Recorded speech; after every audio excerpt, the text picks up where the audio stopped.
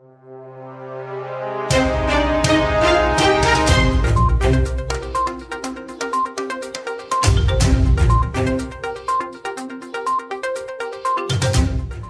to War India News Hour, driving digital resiliency through AI and data analytics. Artificial intelligence-driven platforms are geared to drive innovations like knowledge engineering, where business logic and compliance rules are being encoded to simplify and create personalized experiences at scale. Today, businesses are forced to realign the concepts of work. Digital transformation today has become a necessity, and companies which continually improve business processes with innovations are at a better position than the companies which do not. The disruption is massively accelerating many businesses' focus around offering superior customer experiences.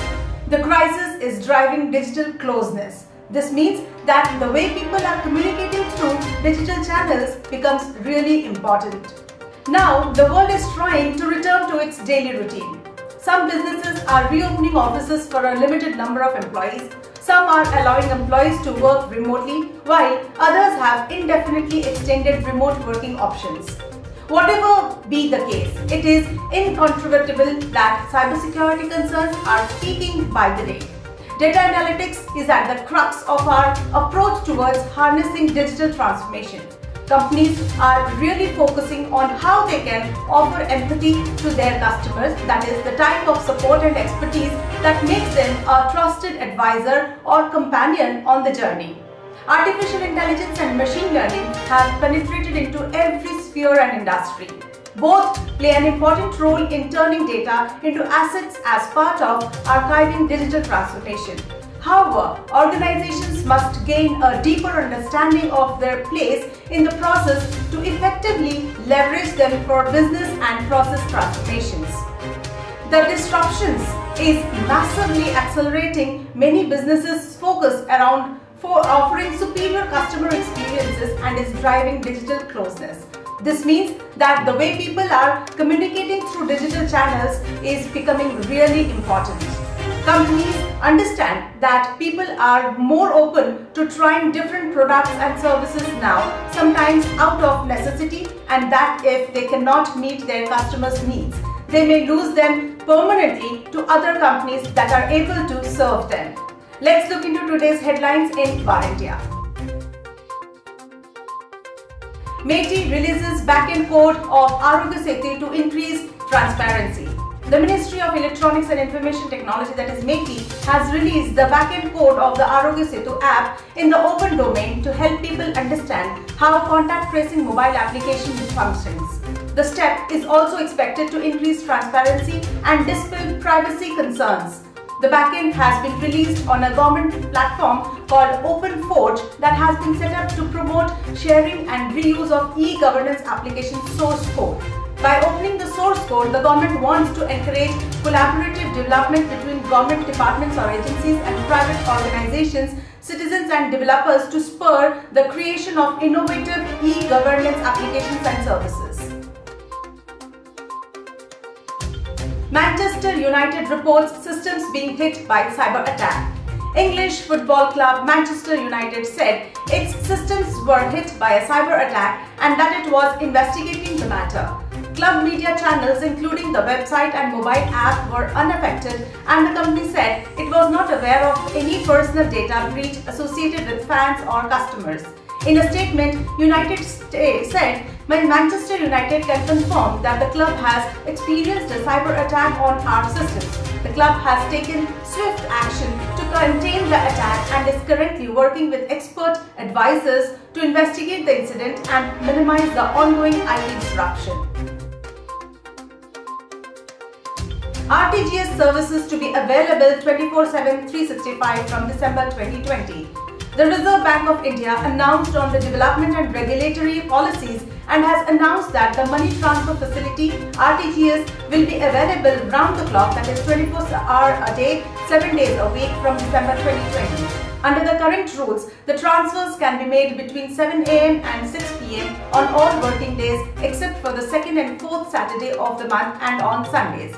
Previously, the RBI had made the NEFT facility available 24/7 from December 16 of 2019.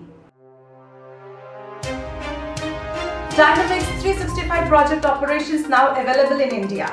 In today's evolving business landscape, service organizations are looking for flexible and scalable ways to address their functional requirements. Through Microsoft Dynamics 365 project operations, we are committed to helping service-based businesses succeed in a highly competitive market, says Rajiv Sodhi, CEO of Microsoft India. According to the company, an all-in-one application, it uses real-time analytics to connect leadership, sales, resourcing, project management and accounting teams with the visibility needed to deliver services to customers. Cyber attack affecting hundreds of sports stars and celebrities. 4 British female athletes have had their intimate photographs and videos posted online and in a cyber attack that affected hundreds of female sports stars and celebrities. This is just the latest cyber attack on British female sports stars and saw 100 private images of one athlete stolen in an iCloud leak. The athletes who had the material stolen from their phones are considering steps to have the content removed from the dark web. EPFO records 14.9 lakhs net new enrollments in September. According to the Labour Ministry statement on the data, the EPFO, that is Employees Provident Fund Organisation, has added 14.90 lakh net subscribers in the month of September 2020, thereby increasing its subscriber base by around 30.92 lakhs during the first 2 quarters of the current financial year. The latest payroll data says on the formal employment sector during the coronavirus pandemic. The figure has now been revised down to 8.8 lakhs. The net enrollments with the Employees Provident Fund Organisation has dropped to 5.72 lakhs in March 2020 from 10.21 lakhs in February, according to the payroll data released in May. Byju's in GST trouble, CFO summoned by Delhi High Court. The development comes after DGGSTI raided one of the Byju's offices in Bengaluru from October 27th to 30th, 2020. As per the report, Byju's CFO PV Rao will have to physically appear in the Delhi High Court to record statements in the alleged GST evasion case. The court has denied him the option to record a statement virtually. Byju's has been accused of evading GST on books or printed materials being supplied by it by misdeclaring supplies under an exempted category. Goa needs economic reimagination for revival, says CII.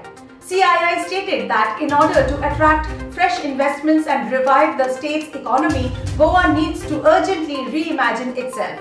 CII stated that government interventions such as online services, simplification of the investment processes and lower compliance costs can help industrial revival in the state. CII in its report urged the state government to set up a task force consisting of industrial representatives, private legal experts and consultants to identify and eliminate redundant and conflicting processes and compliances. Telangana Chief Minister urges Prime Minister Modi to allow job seekers to write exams in regional languages. In order to provide equal and fair opportunity to students from all states of India, it is requested that the candidates should be permitted to write all competitive exams in the regional languages. Also, for recruitment in Government of India and its departments and undertakings through UPSC and all other agencies like Railway Recruitment Boards, Public Sector Banks, RBI Staff Selection Commission, etc. K. Chandrasekhar Rao, Telangana Chief Minister, wrote in a letter addressed to Prime Minister Modi. Mamaearth appoints Jayant Chauhan as Chief Technology and Product Officer.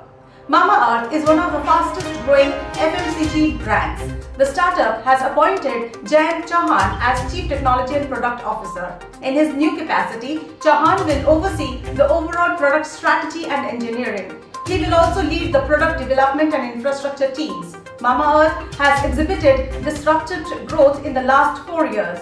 To further accelerate the scale-up, they have decided to add Jayant to the team, who brings with him over 15 years of systems and product development expertise.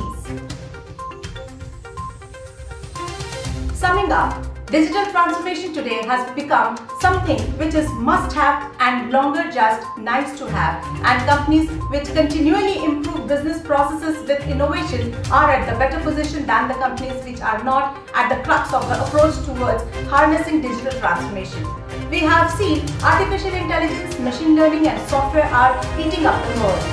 To win the data-driven strategy, CIOs must orient their data strategy to take advantage of the massive profusion of data and use these new technologies to harness and exploit it for competitive advantage. And we have seen convergence has taken place, and one device can offer multiple services, and you cannot really differentiate between digital and non-digital, that is broadcasting, telecommunications, everything is into merging. So now we need to look at this thing more holistically than we are earlier. Machine learning and artificial intelligence are required technologies today for generating the next set of competitive advantages, that is predicting the future, gaining deep insights from unstructured data and creating data-driven products. Today, cloud offers protection capabilities to secure data in all stages, that is at rest, in motion and in use, as well as built-in isolation, access management and integrated security measures. Cloud is now becoming an enabler to provide continuous security for cloud-based applications and workloads. On this backdrop, while businesses are also battling new security challenges as threat actors are using COVID-19 as a new attack angle, they now have to make long-term changes to their landscapes. With this, let's wind up for the day, but do not forget to like, share, comment and subscribe to War India News Magazine. You can download the War India app from Google Play Store for the latest news and updates. Stay tuned. Thank you.